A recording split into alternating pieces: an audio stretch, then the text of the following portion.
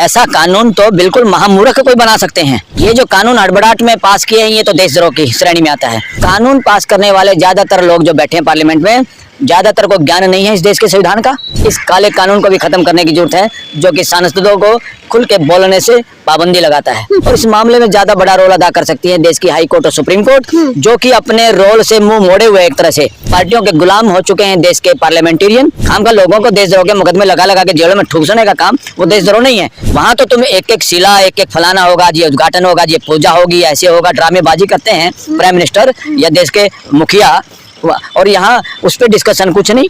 नमस्कार, मैं ज्योति यादव और आप देख रहे हैं उल्टा चश्मा। यूसी आपको बताना चाहेंगे कि सुप्रीम कोर्ट में इस वक्त मैं मौजूद हूँ।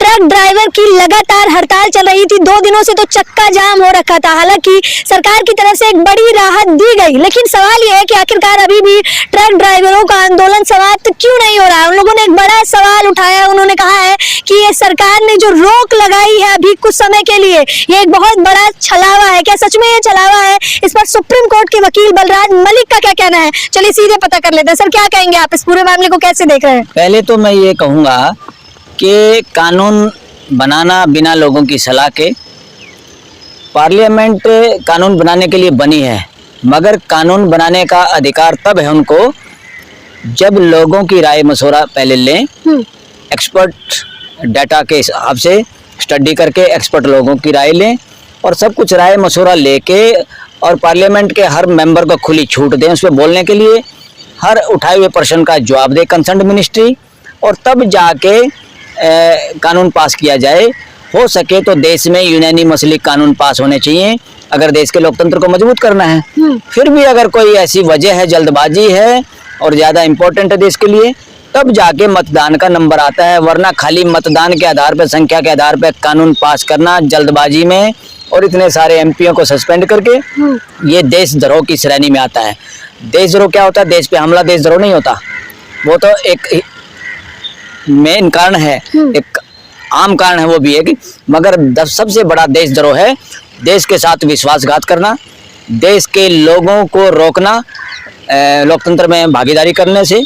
लोकतंत्र में भागीदारी, मेंबर पार्लियामेंट की भागीदारी है एक तरह से फॉर्मल भागीदारी। इनफॉर्मल भागीदारी तो देश की जनता की है जो लगातार बनी रहनी चाहिए, दिखाई देनी चाहिए, जो बिल्कुल भी दिखाई नहीं दी। ये है असली देशद्रोह, देश की भावनाओं से खिलवाड़ करना, किसी कानून को चोरी से पास करना। ऐसे ही किसान कानून पास किए गए थे और कानून पास करते ही और राष्ट्रपति का इतना जल्दी साइन करना, और इतना जल्दी साइन होते ही लोगों में इतना रिएक्शन होना और स्ट्राइक करना और पूरे देश का चक्का जाम होना, इससे साबित होता है पार्लियामेंट और डेमोक्रेसी सही काम नहीं कर रही। तो क्या बीजेपी देशद्रोहियों की तरह काम कर रही है, जबरन कानून थोपने का काम कर रही है? ये जो कानून हड़बड़ाहट में पास किए हैं ये तो देशद्रोह की श्रेणी में आता है, ये असली देशद्रोह। और कानून पास करने वाले ज्यादातर लोग जो बैठे हैं पार्लियामेंट में, ज्यादातर को ज्ञान नहीं है इस देश के संविधान का, प्रियम्बल उनके दिमाग में रहता नहीं, फंडामेंटल राइट की उनको पूरी नॉलेज नहीं। वो लोग संख्या के आधार पे, और मैं तो कहता हूँ गुलाम, पार्टियों के गुलाम हो चुके हैं देश के पार्लियामेंटेरियन, जो कि देश के साथ धोखा है, जनता के साथ धोखा है। जब जनता का प्रतिनिधि जनता की भावना के अनुसार बात ना कर सके, बोल ना सके, और पार्टी की गुलामी संसद में और विधानसभाओं में घुस गई है, जो कि संविधान चाहता नहीं।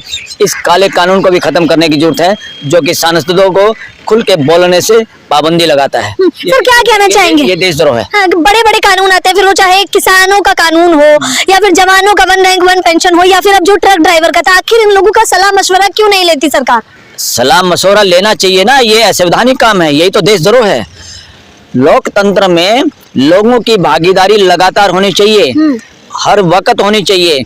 उनको बुलाना चाहिए था, रिकॉर्ड होना चाहिए कितने लोगों को बुलाया, किन लोगों को बुलाया और क्या क्या आंकड़े शामिल किए गए और कानून बनाने की क्यों जरूरत पड़ी, एक्सीडेंट किसकी वजह से हुए थे। और इस मामले में ज्यादा बड़ा रोल अदा कर सकती है देश की हाई कोर्ट और सुप्रीम कोर्ट, जो कि अपने रोल से मुंह मोड़े हुए एक तरह से। ये देश की जनता का मामला है और ये कोर्ट, ये पार्लियामेंट, ये सरकार, ये सारे के सारे जो अंग हैं सरकार के, ये देश की जनता के हैं, देश की जनता के लिए हैं, देश की जनता के द्वारा हैं।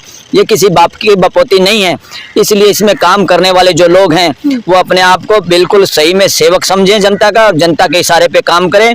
वो कोई ऐसा काम ना करे जो जनता को बुरा लगे। अब ये सारे के सारा ऐसा लग रहा है देश के लोगों को कि स्टेट के सारे अंग मिल चुके हैं एक दूसरे से, चेक एंड बैलेंस नाम की चीज बची नहीं है देश के अंदर, और सारा का सारा जो भी काम हो रहा है वो अनडेमोक्रेटिक हो रहा है, संविधान के अनुरूप नहीं हो रहा है। ये संविधान के अनुरूप काम ना करना ना होना, ये तो देशद्रोह है। और क्या देशद्रोह है? खाम का लोगों को देशद्रोह के मुकदमे लगा लगा के जेलों में ठूसने का काम, वो देशद्रोह नहीं है। सर क्या फायदा था इस कानून का? तमाम वाहन चालक मुझसे भी पूछ रहे थे कि मैम हमारी तनख्वाह तो 15,000 है, 7 लाख का जुर्माना कैसे भरेंगे और फिर 10 साल की जेल कैसे? ऐसा कानून तो बिल्कुल महामूर्ख कोई बना सकते हैं। जिस तरह का कानून बनाया बिना सोच के, बिना आधार के, पूरे तो ट्रक ड्राइवरों ने हिम्मत, या इन ड्राइवरों ने, कमर्शियल व्हीकल के ड्राइवरों ने हिम्मत मारी। ये तो नहीं तो आमतौर पे आप और हम भी ड्राइवर हैं। इस तरह के कानून बनाना, आदमी को समझे नहीं, न्याय को समझे नहीं, ये संविधान की भावना को भी नहीं समझते। ये लगता है मुझे कहीं कल्पित कहानी, कथा कहानी, जिनको ये धार्मिक नाम देते हैं, सांप्रदायिक ग्रंथों को, उनके आधार पे कहीं ना कहीं ये कानून बनाने का काम भी कोई ऐसी एजेंसी ने किया है जो इस तरह का देश को गुलाम बनाने की मानसिकता के साथ, मंडी और फंडी जो लोग हैं, जो पार्लियामेंट में नहीं हैं, वो मानसिकता के लोग बाहर हैं, जो अपने आप को संगठनों का नाम देते हैं, उन लोगों के इशारों पे ये सब कुछ हो रहा है इस देश में। पार्लियामेंटेरियन को तो ना पता है ना डिस्कस करते। कृषि कानून के वक्त मैंने कुछ एमपीओ से बात की, मैंने पूछा, और वो खेती बाड़ी से जुड़े हुए लोग हैं, मैंने कहा आप कानून को अच्छा बता रहे, कानून आपने पढ़ा था?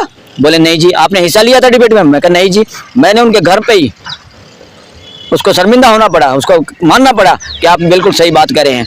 बिना बहस के, बिना डिस्कशन के, बिना उसके कौन सा कानून बनता भाई? क्यों बनता है? किस लिए बनाया? क्या जल्दबाजी है? समझ में नहीं आ रही। वहां तो तुम एक एक शिला, एक एक फलाना होगा, ये उद्घाटन होगा, ये पूजा होगी, ऐसे होगा, ड्रामेबाजी करते हैं प्राइम मिनिस्टर या देश के मुखिया, और यहाँ उस पर डिस्कशन कुछ नहीं। कानून देश के लोगों के लिए, देश की जनता 140 करोड़ का देश है, ये किसी के गुलाम नहीं है। ये जो स्तंभ हैं, 3 राज्य के जो अंग हैं, ये देश के वो हैं, मातहत हैं, इनको उसी अनुरूप काम करना चाहिए। और मैं तो ये कह रहा हूँ, फ्यूचर में इस देश का कोई भी मंत्री संतरी, मुख्यमंत्री हो, मंत्री हो, और कोई कॉन्स्टिट्यूशनल पदों पे हो, प्राइम मिनिस्टर हो, गृह मंत्री, कोई भी हो, किसी को भी कोई भी सांप्रदायिक कार्यक्रम, जिनको ये धार्मिक कार्यक्रम कहते हैं, उनमें अगर जाएं तो छुट्टी लेके जाएं, और जाएं तो उसका वेतन काटा जाए उस दिन का छुट्टी का भी, या अगर छुट्टी अनुमति है तो छुट्टी दे दो, करने दो इनको जो करना है। राम मंदिर के उदाहरण में आप बता रहे हैं। राम मंदिर पे भी मैं कह रहा हूँ, प्राइम मिनिस्टर को छुट्टी लेके जाना चाहिए। ये देश का काम नहीं है मंदिर बनाना, और ये या किसी आस्था को बढ़ावा देना, ये देश का कानून नहीं है, संविधान इसकी इजाजत नहीं देता। प्राइम मिनिस्टर को जाना तो छुट्टी लेके जाए और चार्ज दे के जाए किसी दूसरे आदमी को उस बात का। उस सरकार इतना महत्वपूर्ण पद है, इतनी महत्वपूर्ण ये नौकरी है, उसको किसी और के हाथ में दे के जाए और जाए, जो मर्जी करे, चाहे 1 हफ्ता पूजा करे, 1 हफ्ता उद्घाटन करे, कोई दिक्कत नहीं है लोगों को। और उस सरकारी व्हीकल से ना जाए, उनके अपने घर का तेल, अपनी तनख्वाह के तेल से जाएं, किसी और व्हीकल से जाएं। सरकार का व्हीकल, सरकारी जहाज उनकी उसमें प्रयोग में नहीं लाना चाहिए, ये प्रतिबंध लगना चाहिए। चाहे प्राइम मिनिस्टर हो, चाहे मुख्यमंत्री हो, इन लोगों ने देश की संपत्ति को अपनी जागीर समझ लिया और देश की संपत्ति का दुरुपयोग करके वहाँ छोटा सा सरकारी प्रोग्राम रखेंगे। उस बहाने से ये लोग अपना टूर बनाते हैं और देश के सामने कहते हैं मैं बहुत अच्छा मुख्यमंत्री, मैंने छुट्टी नहीं ली, मैं बहुत अच्छा प्रधानमंत्री, मैंने छुट्टी नहीं ली। अरे तुम ढोंग कर रहे हो और देश को मूर्ख बना रहे हो। ये कब तक चलेगा देश में? देश को अब तक आ जाना चाहिए था मंडी और फंडी मानसिकता से बाहर। मंडी का मतलब पूंजीवाद की मानसिकता से, और फंडी का मतलब ढोंग और सांप्रदायिक आस्थाओं के बढ़ाने का जो बाजार है, जो फ्री पॉकेट में बिना मेहनत के, बिना पसीना बहाए खाने पीने का प्रोग्राम है, जो धंधा है एक तरह से, इन मानसिकताओं से बाहर लाना आ जाना चाहिए था। और स्टेट की जिम्मेवारी है, चैप्टर 4 में संविधान में, ये हर नागरिक की सोच साइंटिफिक बनाई जाए, क्यों और कैसे का जवाब मांगा जाए, पुरानी कथा कहानियों पे क्वेश्चन उठाने की पूरा छूट दी जाए, और उन कथा कहानियों में जो झूठ है, जो एविडेंस पे आधारित नहीं है, वो सारे के सारे ढकोसले इस देश में बंद हो जाने चाहिए। ये मंडी और फंडी मानसिकता वाले लोगों ने इस देश में आतंक मचा रखा है, और ये बहुत थोड़ी संख्या के लोग हैं और पूरे देश का मूर्ख बनाने पे लगे हुए हैं। और ये मंडी और फंडी मानसिकता पूरी ग्लोब पे छाई हुई है। जहाँ जहाँ डेमोक्रेसी है, हर जगह इस तरह के लोग मिल जाएंगे जो सत्ता में बरकरार रखने के लिए वो जनप्रतिनिधि अपने आप को समझने के बजाय शासक समझ लेते हैं। राजाओं से जो डेमोक्रेसी आई थी, उसके बाद इस डेमोक्रेसी को मजबूत होने की जरूरत है। इस डेमोक्रेसी में उन्हीं लोगों का कब्जा है जिनकी मानसिकता शासन की है, और ढोंग करते हैं वो डेमोक्रेसी में जनप्रतिनिधि बनने का, और संविधानों की ऐसी की तैसी करें। न केवल देश में हो रहा है, ये दुनिया के काफी डेमोक्रेटिक देशों में ऐसा हो रहा है। लेकिन कह रहे हैं ये तो राम मंदिर तो पूरा आस्था का विषय है, आप ही लोगों के लिए तो किया जा रहा है, सालों से चला आ रहा था ये मामला, किया किसने? अरे आस्था का होगा किसी इंडिविजुअल का, ये देश का इश्यू थोड़ा है।